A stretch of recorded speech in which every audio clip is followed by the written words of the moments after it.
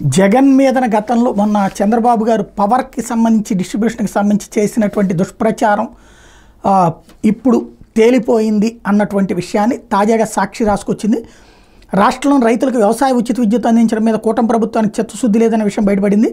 ఉచిత విద్యుత్ ఆపాలని దురాలోచనతో కేంద్ర ప్రభుత్వ సంస్థ సోలార్ ఎనర్జీ కార్పొరేషన్ సెకీతో వైఎస్ జగన్ ప్రభుత్వ విద్యుత్ పంపిణీ సంస్థ డిస్కంలకు దోచుకున్న త్రైపాక్షిక ఒప్పందం మీద దుష్ప్రచారానికి తెరదీసింది.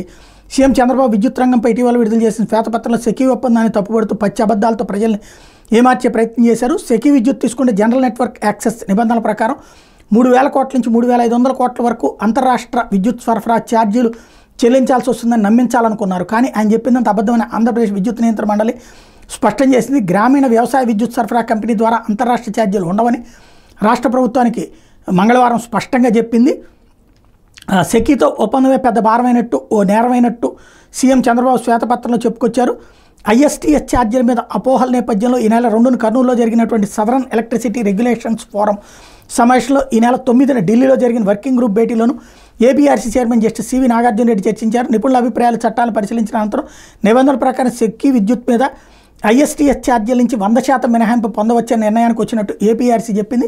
తద్వారా 25 సంవత్సరాల పాటు ఐఎస్టీఎస్ ఛార్జీల నుంచి మినహాయింపు వస్తుంది. దీని విలువ చంద్రబాబు చెప్పిన దాని ప్రకారమే దాదాపు 3,500 కోట్ల రూపాయలు. సెకీ నుంచి 2024 సెప్టెంబర్ నుండి విద్యుత్ కొనుగోలు మొదలవుతుంది. తొలి ఏడాది 3,000 మెగావాట్లు, 25లో మరో 3,000 మెగావాట్లు, 28లో మరో 1,000 మెగావాట్లు చొప్పున మొత్తం 7,000 మెగావాట్లను రాష్ట్ర ప్రభుత్వం తీసుకుంటుంది. ప్రస్తుతం సరాసరి విద్యుత్ కొనుగోలు యూనిట్కి ₹5.10 ఉంటే సెకీ విద్యుత్ యూనిట్ ₹2.49 వస్తుంది.